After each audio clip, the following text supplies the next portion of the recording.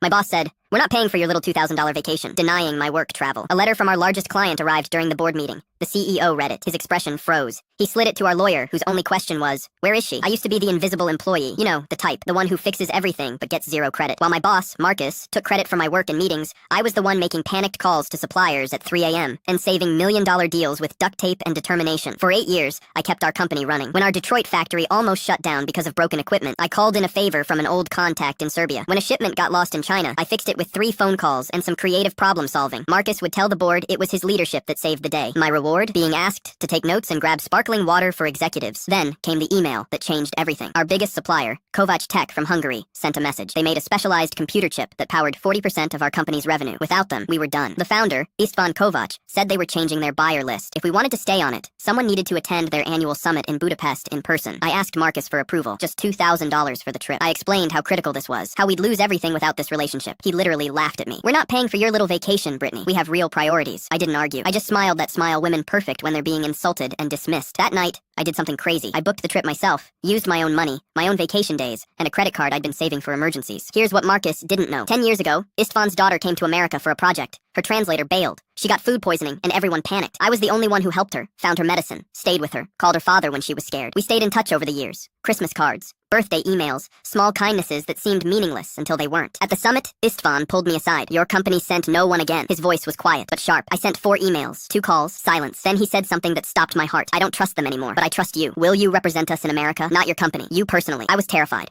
I wasn't a business owner. I was just a logistics manager who got ignored in meetings. But that night, I registered my own company, SharPoint Logistics, LLC. The next day, Istvan and I shook hands on a deal that made me the exclusive distributor of their chips in America. When I got home, I didn't tell anyone. I just kept showing up to work, like nothing happened. Marcus was preparing for the big quarterly board meeting, bragging about our rock-solid supply chain and taking credit for relationships he didn't build. Then, during the meeting, a courier knocked on the glass door. He had an envelope marked personal and confidential, CEO only. The CEO opened it. His face went white. He slid it to our lawyer, who read it once, then twice. The room went silent. The lawyer looked up and scanned the conference room. "Where is she?" I raised my hand. Inside that envelope was a notarized letter from Kovac Tech. It stated that all future chip shipments to the United States would go exclusively through one distributor. My company, not theirs. Mine. Marcus sputtered. "But you can't. What the hell is this?" I stood up, walked to the front, and placed 3 documents on the table. My resignation letter, the vendor agreement, and my new price list. Everything they had been paying before, I tripled it. "This is what happens when you confuse loyalty with silence," I said. "I asked for $2,000. You said no. Now every order comes through me, at my prices, on my terms." The CEO tried to negotiate. The lawyer confirmed it was all legal. Marcus called it extortion. I looked at them and said, "You called it a vacation. This is the souvenir." Then I walked out. They had no choice but to sign. Their entire product line depended on those chips, and I was now the only person in America who could get them. Marcus thought the trip was too expensive. Now he gets to find out what cheap really costs.